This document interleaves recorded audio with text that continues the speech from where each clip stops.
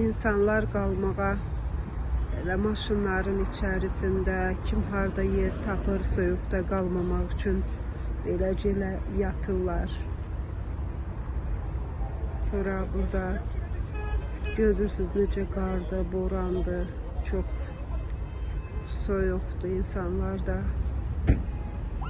Allah insanlarımıza kömək olsun. Allah'ım sen insanlarımıza uzun yardımcı ol Allah'ım. Sen uzun yardımcı ol insanlarımıza Allah'ım. Dağıntılar arasında kalanların sağ çıkmasına.